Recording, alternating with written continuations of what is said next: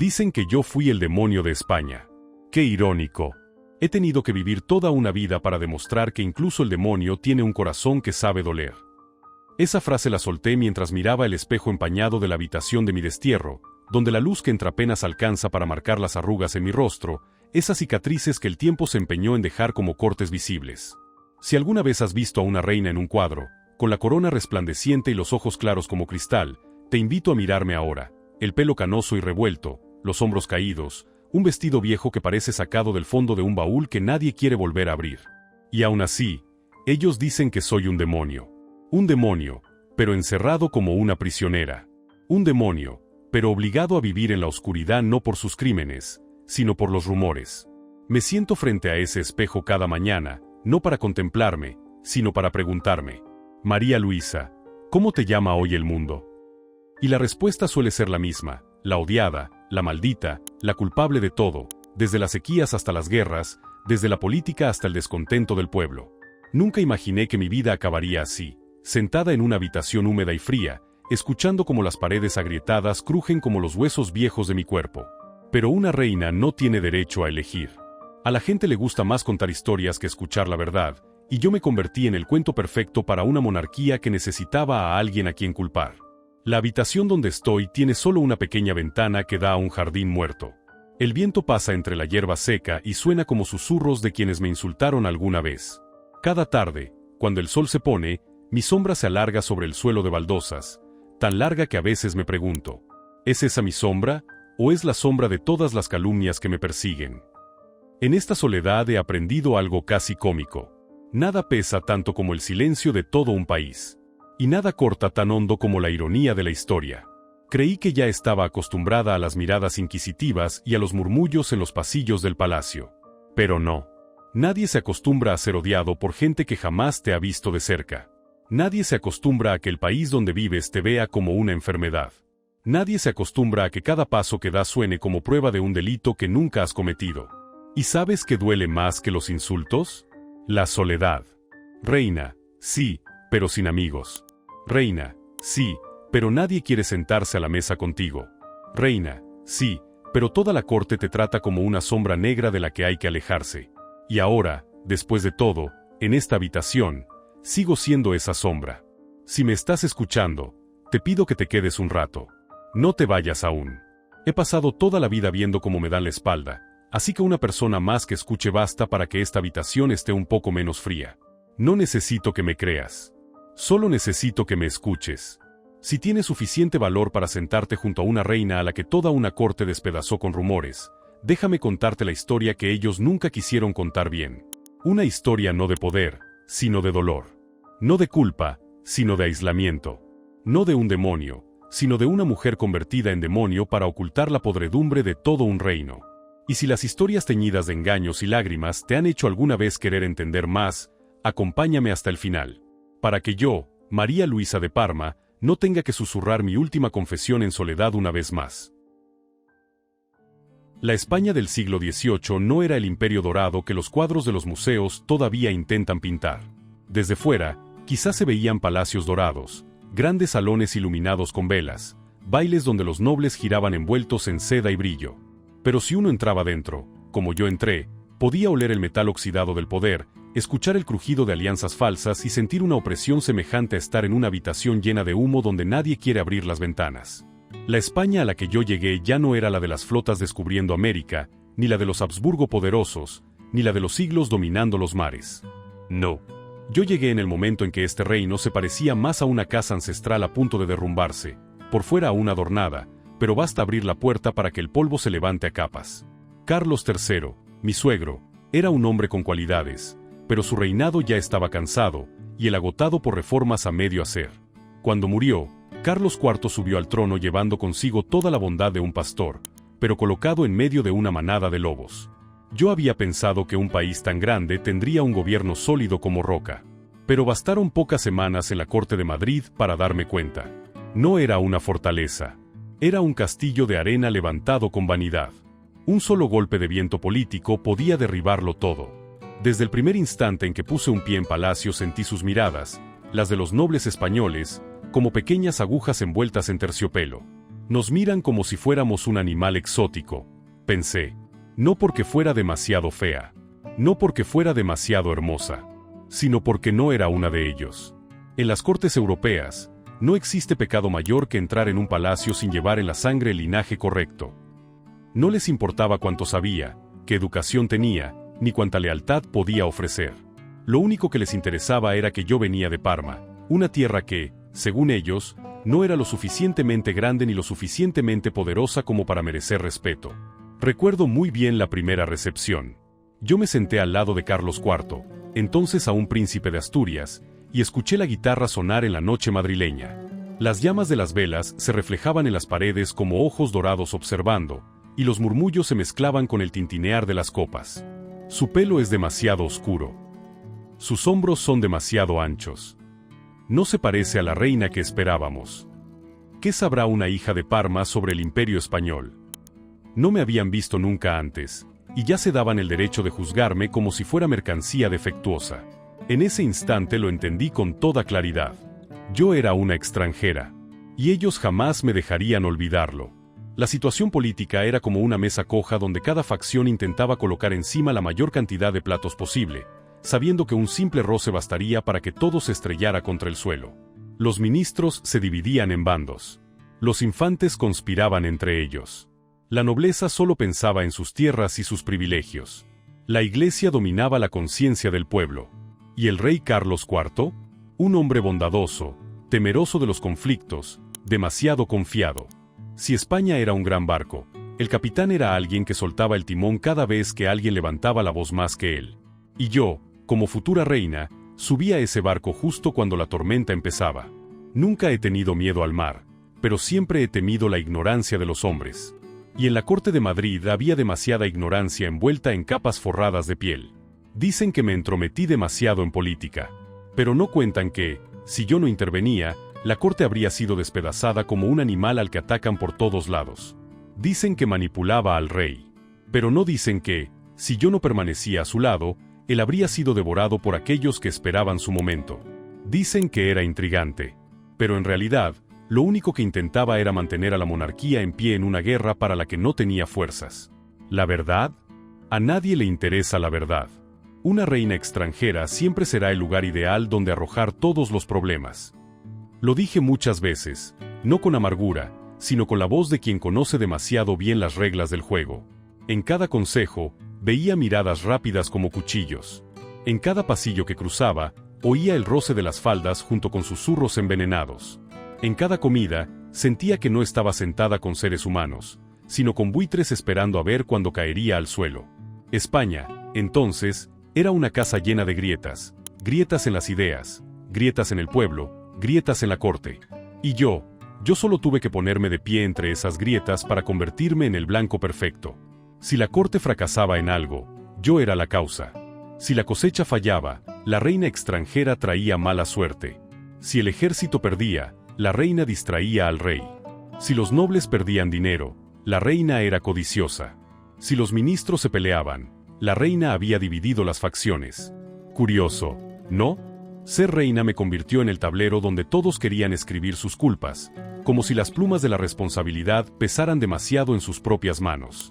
Una vez le pregunté a Carlos IV, «¿Tus súbditos me odian tanto así?»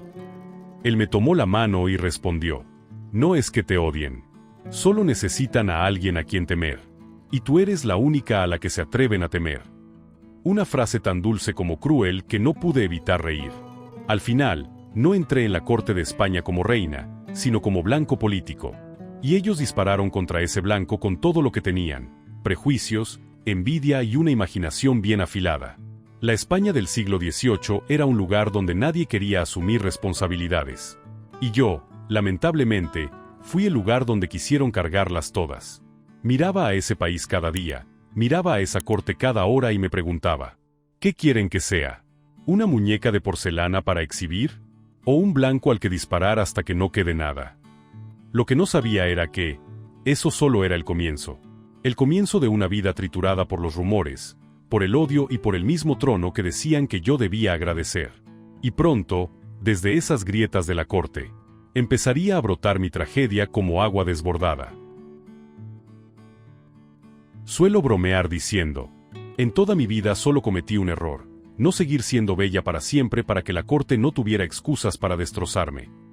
Lo más irónico es que, cuando era joven y se me consideraba una de las princesas de Parma más agraciadas de Europa, nadie me alababa.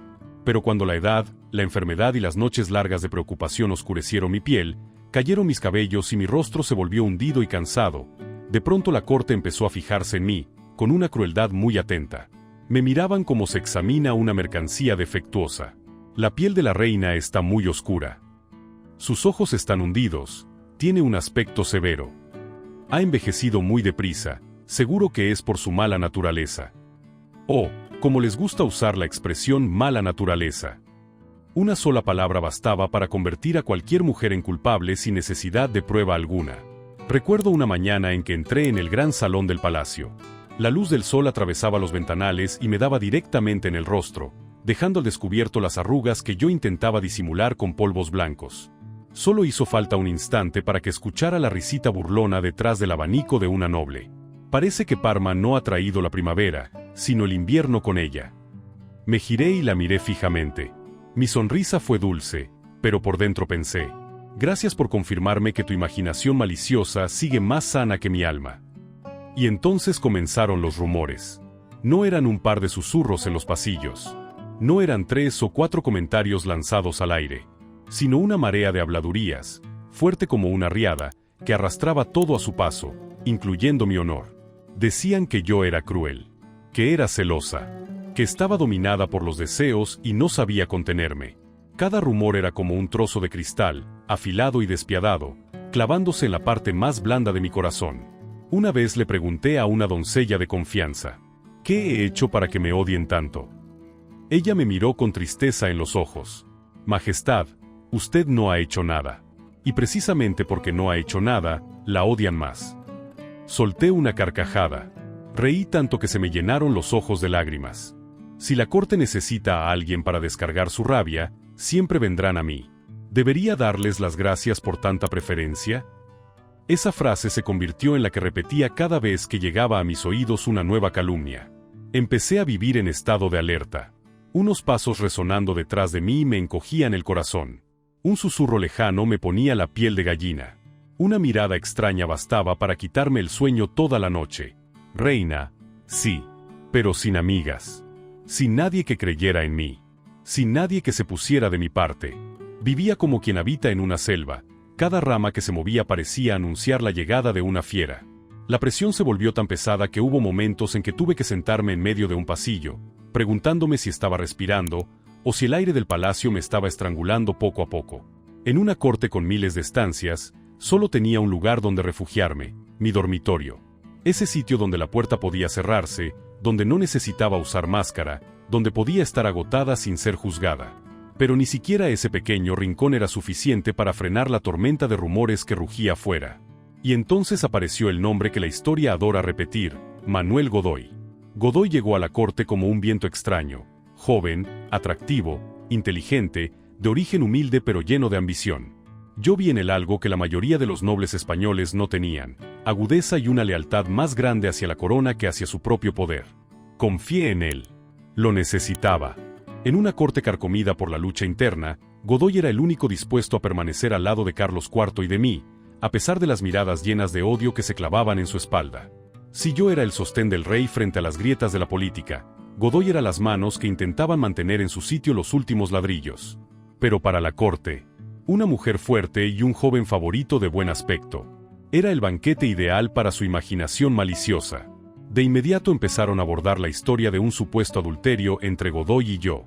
La contaban con el regocijo propio de quienes no tienen nada mejor que hacer que destruir la reputación ajena.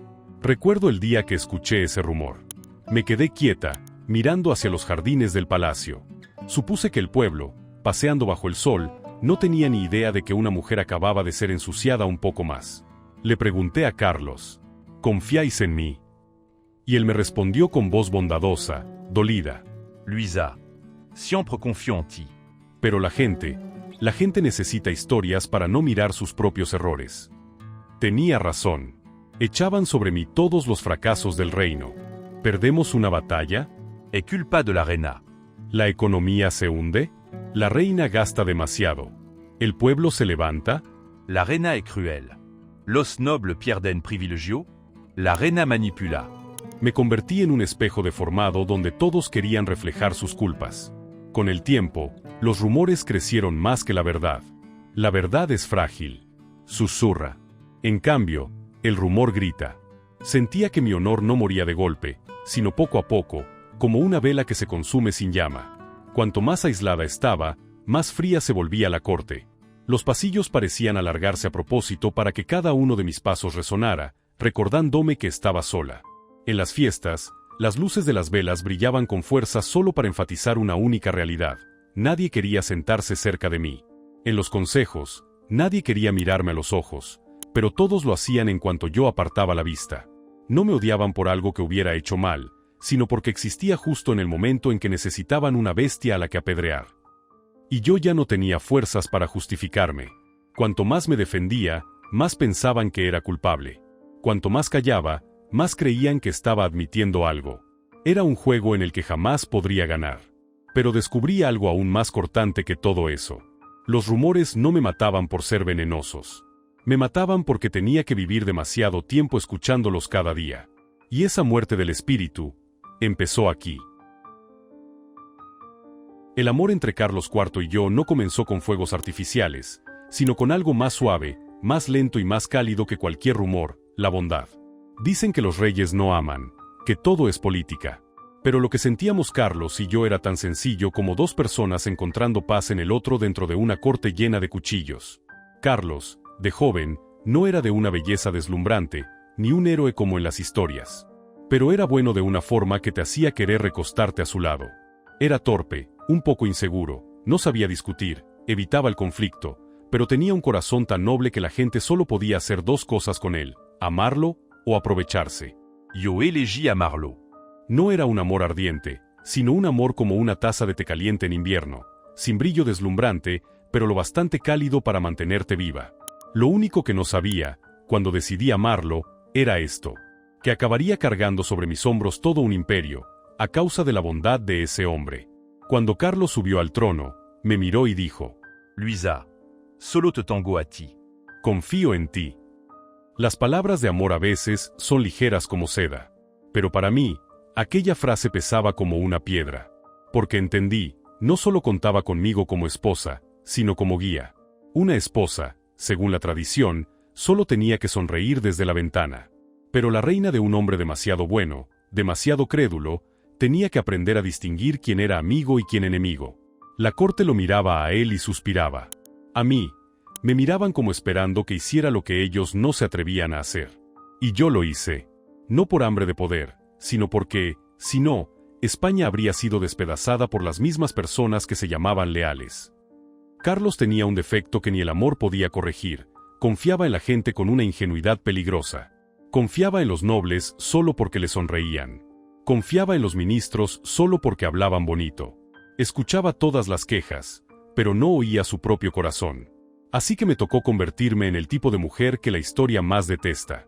La mujer que se atreve a decir la verdad en una sala llena de hombres que prefieren escuchar mentiras. ¿Crees que la corte me lo agradeció? No. Me acusaron de entrometerme en los asuntos del reino, como si el país les perteneciera solo a ellos y yo no fuera más que un adorno. En una reunión privada, cansada y amarga, llegué a decir: me acusan de gobernar el país. Pero si no lo hago yo, ¿quién lo hará? Vosotros, que solo sois expertos en mascar uvas y hablar de cacerías. Toda la sala se quedó muda, como de piedra. Y desde ese día, me odiaron aún más. Entonces Manuel Godoy entró en nuestras vidas. Un joven de ojos negros y penetrantes, con una mente 1000 veces más rápida que la de muchos nobles. Carlos lo miraba como a un hermano menor.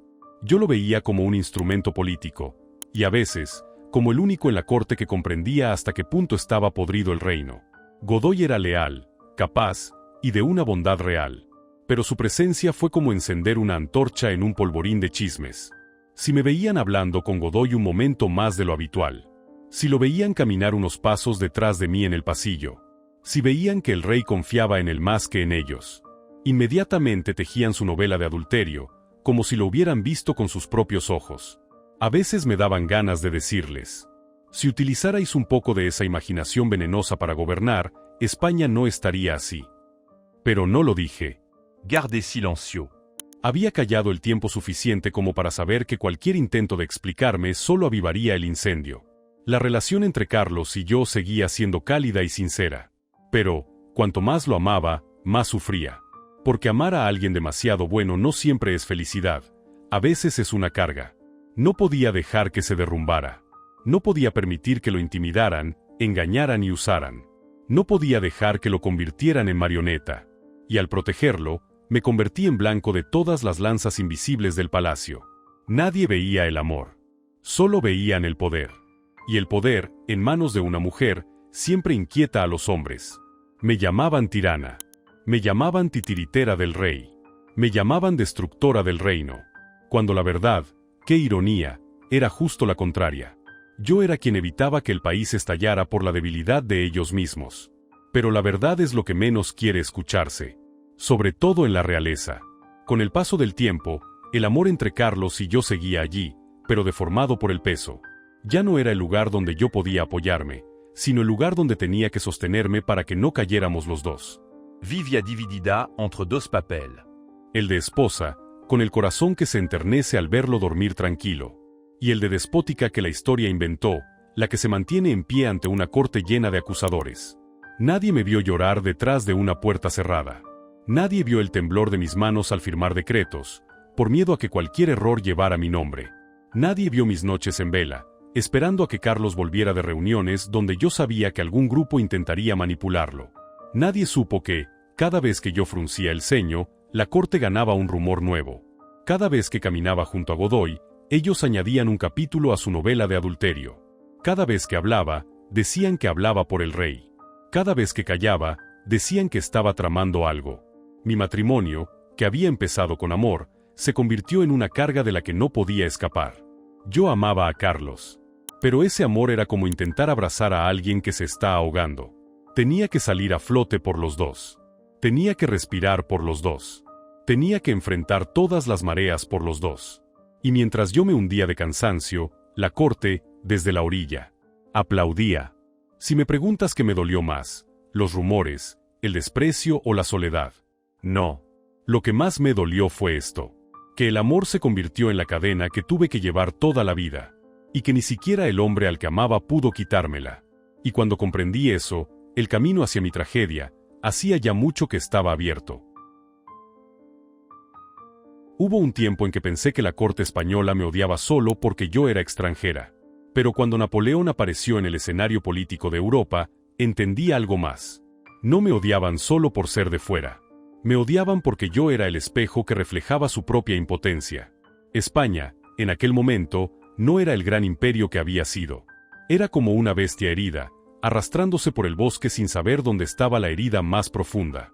Las facciones se devoraban entre sí, los nobles estaban ocupados mirándose al espejo y presumiendo de árbol genealógico, el pueblo estaba tan hambriento que bastaba con arrojarle un eslogan para que se levantara. Una vez dije una frase que después todos usarían como prueba de mi arrogancia. Cuando un país se tambalea, en vez de reparar los cimientos, rompen las estatuas decorativas, y yo soy la estatua. Y en efecto, me rompieron. Napoleón lo vio todo con claridad, la debilidad de Carlos, la división en la corte, el resentimiento del pueblo y los rumores que me rodeaban como un humo perfecto para tapar los errores de todos los demás. Hay que reconocerlo, Napoleón no solo era un genio militar, también era un maestro en aprovechar los errores ajenos. Si España era una partida de ajedrez, Napoleón entró como el único jugador que seguía despierto.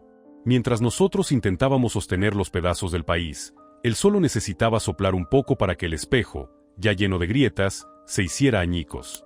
Y el sonido de ese golpe empezó con la caída en desgracia de Godoy. Godoy, quien había sido más leal al rey y a mí que toda la corte junta, se convirtió en el blanco perfecto para que todas las facciones lo desgarraran. Esperaron a que cometiera un mínimo error. Esperaron a que el pueblo se enfureciera. Esperaron la señal más pequeña para culparlo de todo. Y cuando llegó ese momento, se lanzaron sobre él como una jauría de lobos hambrientos. Una noche de marzo, el palacio de Aranjuez tembló con los gritos de la multitud. Una muchedumbre enfurecida rodeó el edificio. Gritaban el nombre de Godoy como si fuera el demonio. Gritaban mi nombre como si fuera la causa de todas las desgracias.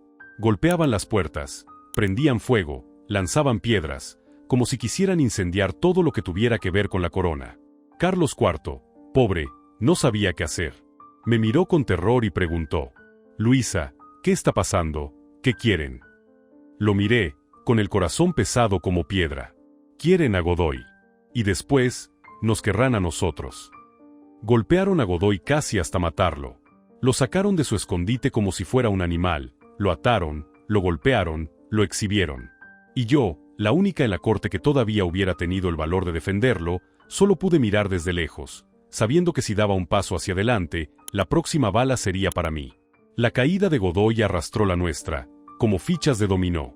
Porque cuando una jauría ya ha probado la sangre, no se conforma con una sola presa. El pueblo se rebeló por todas partes. Las caricaturas sobre mí crecieron como hongos. Me dibujaban como bruja, como demonio, como un monstruo que devoraba la nación. Mi nombre no se pronunciaba con respeto, sino como maldición. Cada vez que salía de mis aposentos, escuchaba esa frase desde lejos, como flecha lanzada al aire. Se acabaron los errores del rey, ahora la culpa es de la reina. Nadie sabía que yo había pasado la vida intentando salvar lo que se podía salvar. Pero al pueblo no le interesaba la verdad. Solo necesitaba un nombre al que castigar. Una noche crucé el pasillo y vi a un grupo de nobles susurrando: «Ha llegado la hora de que la reina pague». Sonreí, con una amargura que me quemó los ojos. ¿Pagar por qué? Por el crimen de haber vivido en vuestra época. Evitaron mi mirada. Todos la evitaban. Se comportaban como si yo fuera una enfermedad que podía contagiarse con solo mirarme. En medio de ese caos, Napoleón extendió la mano como supuesto salvador, pero las garras que escondía bajo el guante de terciopelo eran más afiladas que toda nuestra corte junta. Invitó a padre e hijo, a Carlos IV y al príncipe Fernando, a Francia, para una reconciliación. Una farsa évidente. Pero la corte española, torpe y arrogante, cayó en la trampa como un niño que corre hacia un trozo de azúcar. Carlos no sabía que estaba entrando en una trampa que la historia ya había preparado para él. Yo sí lo sabía. Pero no pude detenerlo. Hay momentos en la vida de una reina en los que solo tienes dos opciones: callar y sufrir, o hablar y ser despedazada. Elegí callar. Y fue entonces cuando el destino se cerró sobre nosotros como la tapa de un ataúd. Carlos llegó a Francia y fue obligado a abdicar. Obligado a renunciar al trono. Obligado a entregar su honor. Obligado a dejar atrás la vida por la que tanto había luchado.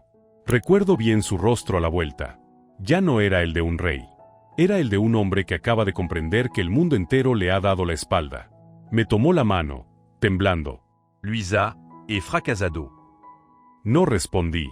En esos instantes, las palabras sobran. Solo apoyé mi mano en su mejilla y pensé: nadie fracasa solo. Es la época la que fracasa cuando deja caer a los que le fueron fieles. Cuando Carlos perdió el trono, todas las miradas de la corte se volvieron hacia mí. Como si yo fuera la chispa que incendió el reino. Como si yo fuera el origen de todas las desgracias, desde Madrid hasta Cádiz. Gritaban en las calles: «La reina malvada. La reina que destruyó la nación». La reina adúltera. Lanzaban piedras contra mi carroza. Escupían al verme pasar. Rompían mis retratos en el palacio. Destrozaban mis estatuas como si fueran símbolos de un enemigo derrotado. Atravesé por última vez los pasillos de Aranjuez y vi mi retrato rasgado. Mi rostro, hecho jirones sobre el lienzo. No sentí nada en la superficie. Solo pensé: al fin, han logrado destruir la estatua decorativa que más odiaban. El día en que dejamos el trono, el cielo de Madrid estaba gris como ceniza. No llovía, pero el aire era tan húmedo que parecía que el cielo dudaba, llorar o no llorar. Nos fuimos de España en silencio. Sin lágrima pública. Sin despedidas. Sin un gesto de piedad. Miré por última vez el Palacio Real, el lugar donde había vivido toda mi vida, donde había amado, luchado, sido injuriada y triturada. Y susurré: yo no te derribé. Te derrumbaste por tu propia podredumbre. Cuando la puerta de la carroza se cerró, supe que, a partir de ese instante, ya no era su reina. Era el chivo expiatorio de una época que necesitaba ocultar su propia incompetencia. Al salir de España, no nos marchamos como una familia real abdicada, sino como si fuéramos portadores de una peste, expulsados de una ciudad que quería borrar cualquier recuerdo nuestro. El cielo gris de Madrid nos vio alejarnos, pero no derramó una sola lágrima. A veces me preguntaba si el cielo nos compadecía o si era indiferente, igual que el pueblo español. Napoleón fue muy amable. Nos concedió un lugar de destierro en Italia, un pequeño palacio en Roma. Palacio, una palabra que suena elegante, pero que en realidad no era más que una prisión recubierta de oro. Las puertas eran pesadas, las paredes gruesas, los guardias estaban incluso en los pasillos del piso superior. Cada passo que daba sonaba como metal rosando cadena. Había vivido en el Palacio de Madrid, tan grande como una ciudad, con techos tan altos que había que alzar la cabeza para verlos. En cambio, en este lugar de destierro, los techos eran bajos, las habitaciones estrechas y la luz entraba turbia, como leche cortada. Un tipo de luz que vuelve nublada la mente de cualquiera. Tal vez por eso, después de pocos meses, sentí como si hubiera envejecido 10 años. Nadie vino a visitarnos. Ni noble. Ni supuestos amigos. Ni familiares. Incluso aquellos que habían ascendido apoyándose en mí desaparecieron como si nunca hubieran existido. Lo sabía, siempre lo supe, la política no conoce amigos, solo cómplices temporales. Pero aunque te prepares para ello, el vacío sigue siendo igual de frío. Las cartas estaban estrictamente controladas.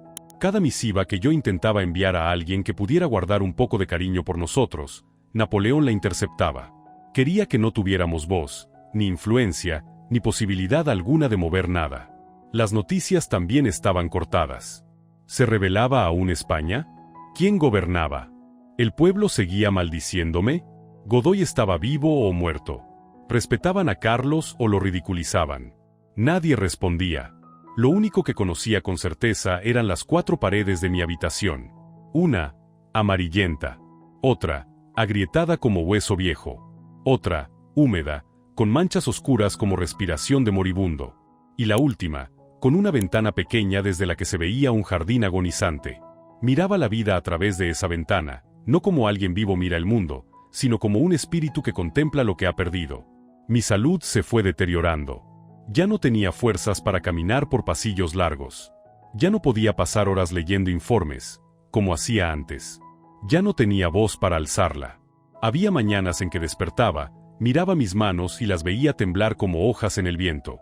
Mi piel se arrugaba más cada día, el pelo se volvía blanco, la espalda se inclinaba. Sentía como si mi cuerpo se estuviera descomponiendo poco a poco, no por los años, sino por la sensación de haber sido borrada del mundo. Carlos siempre estaba a mi lado, sujetando mi mano con suavidad. Su amor nunca cambió. Pero lo que más me dolía era esto, era totalmente impotente ante mi dolor. Antes, cuando me agotaba la corte, al menos podía alejarme, dejar los rumores detrás de mí al girar una esquina. Pero aquí, no había dónde ir. No había salida. No había miradas de las que esconderse. Solo yo, y mi sombra, en una habitación cada vez más estrecha. Empecé a hablar sola. No porque estuviera loca, o eso me repetía, sino porque no había nadie más con quien hablar. ¿Se acordará de mi España? ¿Qué escribirán sobre mí? ¿Sabrán cuánto he sufrido? La respuesta siempre era la misma, silencio. Un día le pregunté a Carlos. Me odian tanto. Él me miró con unos ojos tan tristes que incluso el más duro se habría quebrado. Te odian, porque tienen miedo. Y tienen miedo, porque no entienden. Me eché a reír, una risa sin brillo, sin la más mínima soberbia, seca como ramas muertas. Debería agradecerles, entonces, por sentir por mí más emociones que por cualquier otra persona en su vida. Con el tiempo, mi ironía se mezcló con la melancolía. Antes, mi lengua era lo bastante afilada para atravesar la estupidez de la corte. Ahora, cada broma caía dentro de mí como una piedra en un pozo profundo, sin eco. Le dije a Carlos. Antes, decían que yo te manejaba. Ahora, ni siquiera puedo controlar mis propias manos. Él apretó las mías y contestó. Luisa, no has perdido tu fuerza. Es el mundo el que ha perdido la capacidad de escuchar. Era una frase hermosa. Pero yo sabía que, a veces, ni las palabras más hermosas pueden evitar que un alma se hunda. Cada día me sentaba junto a la ventana. El tronco del árbol del jardín estaba desnudo, las hojas secas volaban como cartas que jamás llegaron a su destino. Los bancos de piedra estaban cubiertos de musgo, un verde frío, el color de lo olvidado. Cada atardecer, La luz se apagaba despacio, como alguien que se resiste a exhalar el último suspiro.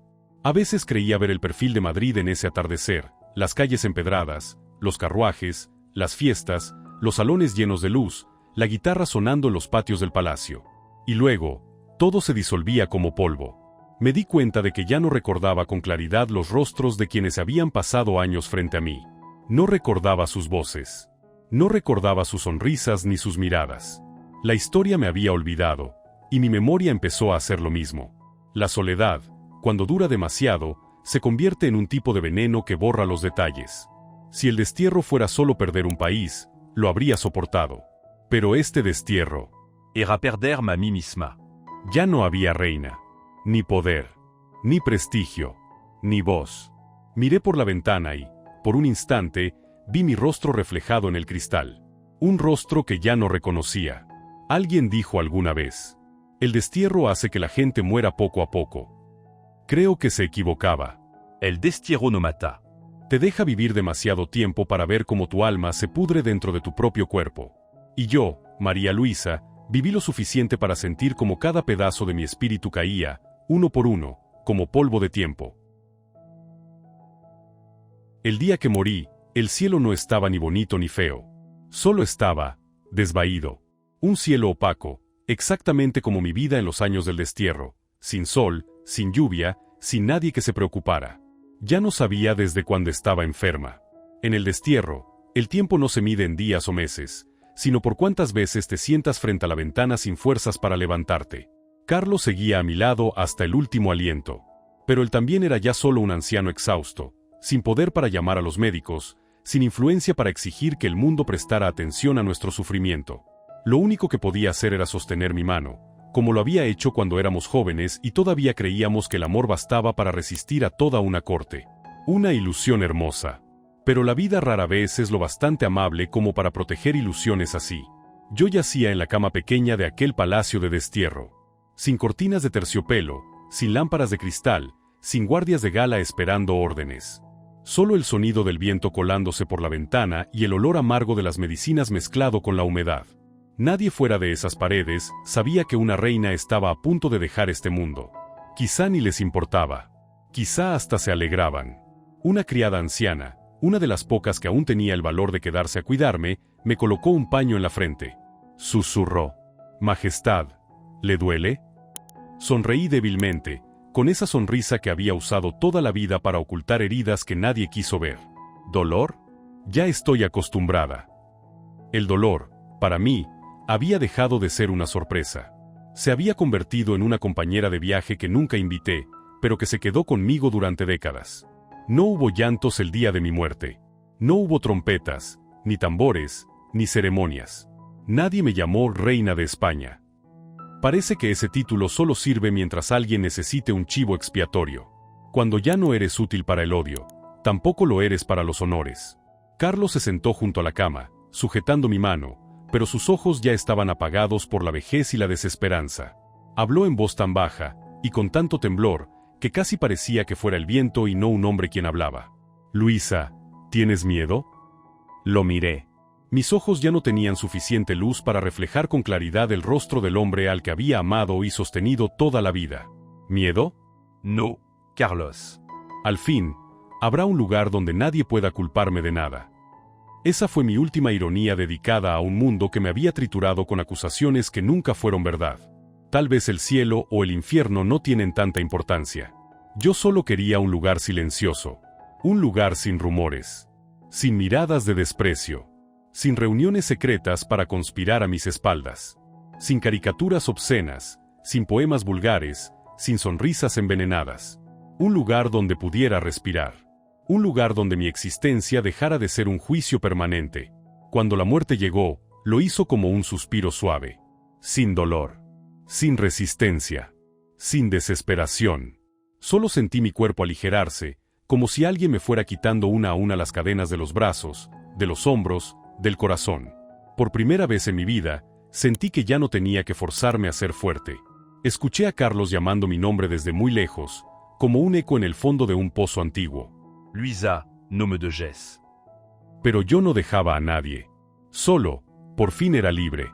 Un suspiro, Y nada más. Me enterraron sin ceremonia. Nadie lloró. Nadie pronunció mi nombre en España. Nadie contó esta historia tal y como fue. Dijeron que fui cruel. Dijeron que fui ambiciosa. Dijeron que destruí el reino. Pero nadie dijo que amé con todo el corazón a un hombre débil. Nadie dijo que mantuve en pie a una monarquía entera mientras tantos hombres poderosos se escondían detrás de las cortinas. Nadie dijo que morí de soledad antes de morir de enfermedad. No importa. Ya no necesito que me entiendan. La muerte me devolvió aquello que la vida nunca quiso darme. La paz. Y si esta historia te ha hecho detenerte un momento, aunque sea un solo latido, para pensar en la mujer que fue malinterpretada por toda una corte, por toda una época, entonces te pido que dejes una pequeña señal. No por el canal, no por quien la cuenta, sino por María Luisa, la mujer que vivió y murió en una soledad a la que nadie quiso escuchar, para que sea recordada una vez más. Solo una vez. Para ella, eso basta.